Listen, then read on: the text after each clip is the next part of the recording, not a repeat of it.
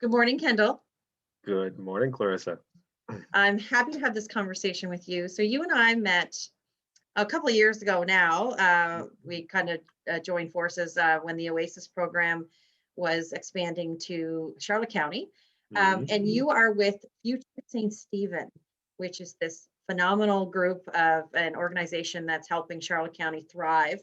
Can you tell us a little bit about who Kendall is and what brought you to Future St. Stephen? Yeah. Um, who I am, I'm a person who's passionate about life. I'm passionate about people, and I'm passionate about growth at all levels. I'm actually most interested in personal growth and the changing dynamic of people, which I think is maybe a little interesting of what brought me here. So, um, yeah, I've worked a lot in education or nonprofits before coming to this role, although I think I took an entrepreneurial spirit to those roles that I was in, which is what pulled me towards this direction. Mhm. So that's a bit of me and what pulled me here. Because when I heard the description of Future Saint Stephen, I didn't hear straight up traditional economic development. I heard economic development that makes a difference in its community. Not just smokestacks and jobs, jobs, jobs. It's like, what's the nuance of community involvement, rising the community together uh, to determine the needs, respond to the needs, and create a fabric that works with economic development. So that's what attracted me to this job when I heard it. And it's always a tension. So I describe Future St. Stephen more along the lines of community economic development rather Okay. than just a strict economic development agency. And that means our priorities right now, our major priorities in the community are housing, because there's housing crisis here and in many places across the province, and raising up new businesses, both in our business park and within our community. Those would be I'd say, our top three priorities right now. So that gives you an example, but that can look like all kinds of things, right? Right. So, like I said, it's attracting new clients to the business park, but it's also, we put a lot of energy over the past year in helping to advocate for the new section of trail that came in with Hmm. Coastal Lakes Trail Systems. And that's going to connect the Greenway Trail which is the largest trail system on the eastern seaboard of the US, goes all the way up from Florida to Maine, to the Great Trail in Canada, which runs all the way across Canada. From here to St. John is the section that will connect the two. Wow. We advocated that the first piece of that trail, the first piece of pavement, went down in St. Stephen last summer because we said, that's really important. Is it economic? Well, yeah, Mhm. cycling tourists will come through, but it's about the vibrancy of the community, right? And then another little shop can pop up, and people with walkers or strollers who are a part of our community can have a space to go and enjoy the river, which is one of our most amazing assets. And so it's looking at all of those things. So that's maybe a little snapshot of Future St. Stephen, trying Yeah. to see all of those things come together at the same time. Yeah. And I love it. Um, I want to just pop, I want to talk about that, but I want to pop back because you said something that is like, it sends my bing bing bing off because I am in love with the whole thought of entrepreneurial spirit and entrepreneurs. I think, World Economic Forum says it's the entrepreneurial mindset is like a key competency for the future. And you touched on that. I am, I do have entrepreneurial spirit as well in the capacity that I work with at MBCC, but you touched on that. And so a lot of people are still, when I talk about it, they're like, what are you talking about? So how did you come to find out that you had this, quote unquote, entrepreneurial spirit that you could lend to employers, um, without just being a typical employee? I think I saw it most. I don't know where I saw it most. When I think back through different jobs that I've had, I think it's partly always been there. Excuse me one second.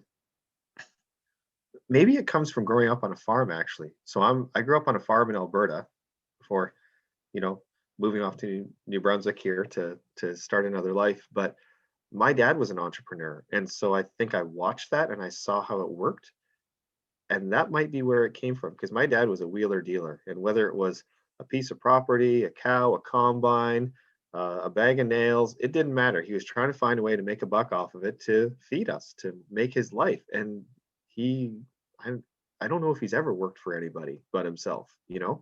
And so I had that as a model. And I think I took those things and they just wove their way into my life. And I saw, how do you make change? How do you make difference? Maybe for me, the base of it is I want to see the world a better place. And that's my drive. Other entrepreneurs maybe have a drive that says, I'm curious about making money, right? I know I have friends who are entrepreneurs who say that. They're like, I'm just intrigued by the concept of how I can make money and different ways of doing that. But I think my drive comes from I want to see the world a better place. How can I make organizations better? How can I make us run better? How can I make us more efficient? Where can I increase our revenue streams? All those kinds of things. And my mind just naturally goes down those routes and look for them. So I think it was a growing awareness and realization that I had this entrepreneurial spirit over time. And that's kind of how it manifests. All of a sudden, I'd be like, well, no one's doing that. Can I do that? And sometimes I would just start doing it. And sometimes I would ask for permission. And as long as you didn't get your wrist slapped, you went down the road and you tried to find out more of it. Right. So maybe that's how I describe my version of entrepreneurial spirit. And it Yeah. was a slow awareness and reality and Good. growing realization. And I think it's important for us to know too, when we look at, how we're in both in supporting roles, supporting entrepreneurs roles. And a lot of times people would say, well, if you're not an entrepreneur, how can you support entrepreneurs, right? But it's being a part of that ecosystem and understanding, that spirit and that passion and, and even, what entrepreneurship is about, to be able to then see the entrepreneurs in a different light, right? Exactly. And I have to have a bit of confidence in my organization in that regard because my board that oversees the organization, who I work very closely with, they're definitely a hands-on board. They're mostly seasoned entrepreneurs, right? They're representatives from the business community, but they care about their community. They don't just care about their own business, they care about the community as well. They wouldn't have let me in the job if they didn't see that in me, right? They would have loved in a way that I had already run one or more of my own businesses, uh, which I haven't yet. And the longer I'm in the job, the more I'm like, maybe should I start that on the side or should I, maybe, Right. as you see the opportunities around you. But yeah, I trust that they saw that in me, or else they would have said, this is too important to our community. We can't risk someone without an entrepreneurial spirit stepping into this role. So Yeah, that's amazing. So now you're in the role and you've been, there, making waves for the last couple of years. So, and there's a huge surge. I know when we expanded to Oasis and we talked to you and we were talking to the chamber and we were talking to all the folks in Charlotte County. There was a huge surge of, of small business owners or people stepping up to become entrepreneurs and kind of have that footprint helping with the economic development of St. Stephen. I mean, St. Stephen was, as a border town, it has some ebbs and flows, but you're really seeing, an increase of small business owners. Can you talk a little bit about that and what you attribute that to? yeah, I think I attribute that to a few community leaders really who just said, nobody is going to, I have a favorite Dr. Seuss quote, so I'll pull it out now, from the Lorax. Have you seen the Lorax? Yes, yes. Okay. So at one point, the Onslers reads this quote and says, unless someone like you cares a whole awful lot, nothing is going to get better. It's not. And that's what I point to as the basis of some community leaders were looking around and said, no one else is doing this kind of thing. And for all the measures that have been in place, there's been different versions of my organization. There wasn't the right vibe. There wasn't the right version of it on the ground at the time. And they said, we're going to pull up our sleeves, get our hands dirty, and help to champion and cheer this place on to say, you can be something. And I'm going to show first. I'm going to dig my hands in and help to be a part of that happening. And that's mentorment, mentorment, that's not a word. Mentoring other businesses as they come forward. It's uh, encouraging council to become involved. It's inviting businesses to town to say you want to be here. Uh, People ran the Communities in Bloom program for a little bit, which is something Mhm. across the country, which just means you clean up, Yeah. and you pretty up your neighborhood and you make it look better. And you invite people. You don't just say, I wonder if someone's ever going to move to our town. You say, our town is a great town to move to. You should move here. Mhm. Your friends should move here. Your family should move here. And it's not what you would call a false confidence. It's more just saying, those are some of the base things you need to do to start creating momentum. So Right. that started happening sometime about 5, 6 years ago. And what you've seen is just a cascading momentum since then. It's built on itself because people have kept stepping up to the plate. And it's not just Future St. Stephen, right?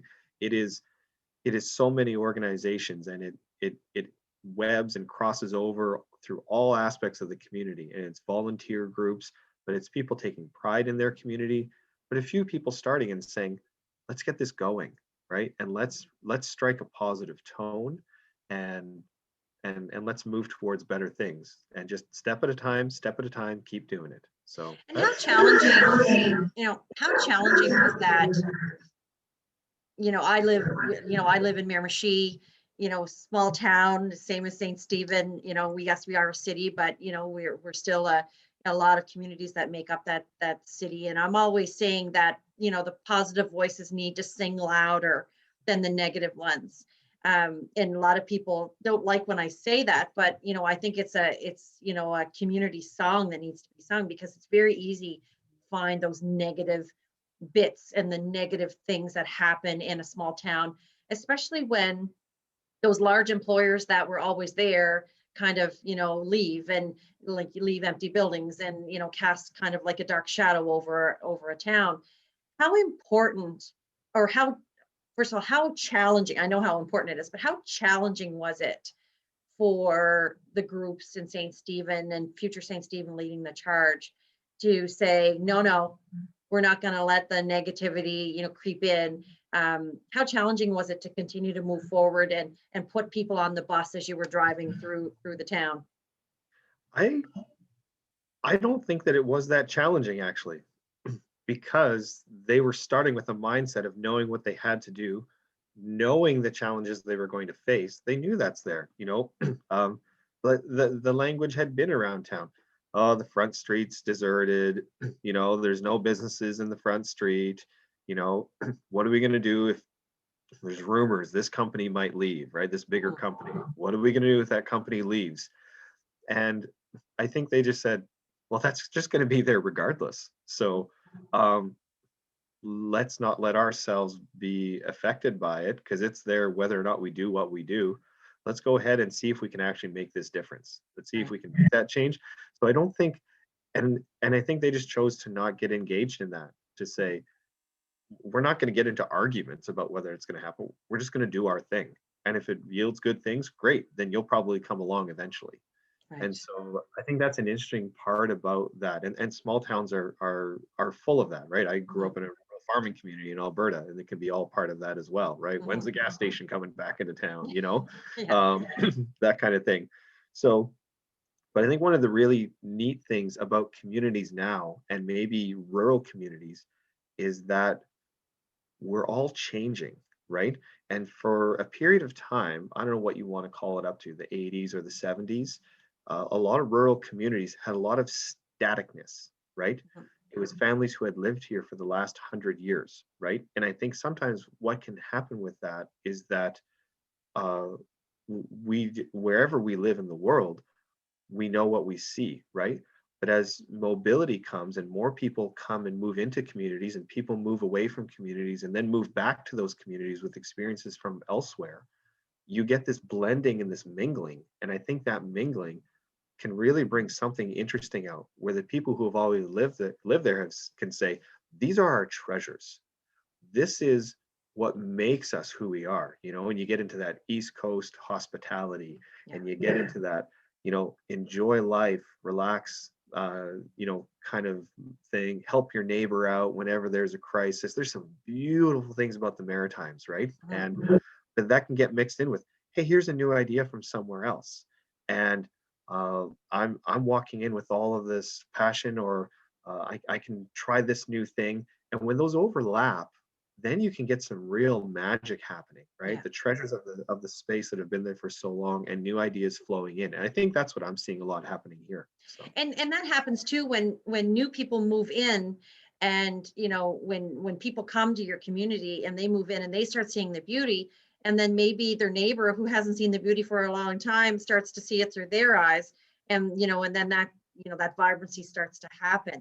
So what's next for future St. Stephen? What it feels like, well, I was going to say it feels like a year since I've been there. It has. Mhm. um, but so what's next for future St. Stephen, and what's next for your community? Yeah, I think um, when I think of next and what that is, there's a push right now to get the world's oldest basketball court that's in our downtown. Okay. It was discovered almost 10 years ago through a fire, rediscovered, I should say. And over time, they determined it really is the oldest existing basketball court in the world. And Wow. we're saying, let's turn that into something. So that momentum's been building slowly over the last 10 years, and it's got to a point where I think it's starting to crescendo, and to try and create a basketball experience center that really highlights that and draws people to the community. So if that gets developed, there are a bunch of things that are kind of tied to that and pull together. At the same time, the town is looking to actually form a tourism strategy and to say, how do we complement the idea that we've got, Campobello Island just down the road, and Kingsbrae Garden, and the Huntsman Marine Center, and all of St. Andrews, and whale watching, all, how do we accentuate and build our piece within that, right? We've got, Ganongs here and the Mm. Chocolate Museum and different things like that in our community. And how do we kind of more position ourselves as a tourist piece that people visit, and the trail coming in. So I see tourism being a growing thing, not like it's going to define our town, but it's going to add an element. And that does something too. Different people visit, they interact with your community in a different way, and that adds some life and vitality to your community. So I see Absolutely. a presence of tourism becoming a positive thing, changing the flavor of the town a little bit. We're not going to have tons of tour boats coming up the river and dropping off thousands of people a day. Mm. It's not going to change our community in that way. But I see that being a changing thing. I also see just a change in business where I'm seeing more newcomers. It's really awesome within the past year coming into our community. It's through contracts with different companies, and the kinds of companies that are bringing in newcomers is switching. It's not just the big companies, it's now the medium companies. And they're saying, I really need this specific skill. I want some diversity in my company. And like that's, I've lived overseas, I've lived in larger cities, and that's beautiful to see come to a small town and create that vibrancy. So I'm seeing as I try and address our housing needs and get more housing in town, which brings its own vibrancy as well. And then it brings a need for new businesses. So I see some synchronicity in those things growing. And then I'm also, I guess what I see, this is more like the 10 to 20 years thing for the town, but is to say, where is industry going and changing and moving, and what's St. Stephen's position within that, right? There's a lot of argument and discussion in New Brunswick right now. Do you stay, we've got a manufacturing basis as a community, right? So do you move into the next generation of manufacturing and what that looks like? And other people are saying, no way, tech is the future, right? Or fintech or something like that. Yeah. So do you try and attract those companies, or do you look for a blend? Um, so that one I don't have all the answers figured out on, but I'm excited for us to step into a couple more of the next steps of those journeys and Yeah. saying, what does attracting new people to our business park look like? What are the companies that are going to stay there for the next 10 to 20 years? There's a lot of things changing, and what does stepping into that change look like as a community? those are a few of the pictures that I see for the community moving forward. And that's why I love the idea of this being future St. Stephen. Like you say, it's it's a different twist on economic development. And a lot of times people just think economic development as one bucket, but when we look at even, and a lot of people would say, well, why are they involved in the world's oldest basketball court? But it's kind of taking the blinders off and looking at it through a larger view. And that's why I think it's just so brilliant that that it's called Future St. Stephen, and that you're touching every little bit in that community that has needed it for so long, and have you're all locking arms and moving forward. So I thank you so much. I thank you for your help that you give the Oasis program. I thank you for all the work that you're doing in St. Stephen, and I cannot wait till I can get on the highway and visit again. And so I thank you so much for your time, and I wish you all the best. No problem. Thanks, Clarissa. Appreciate it. Thanks.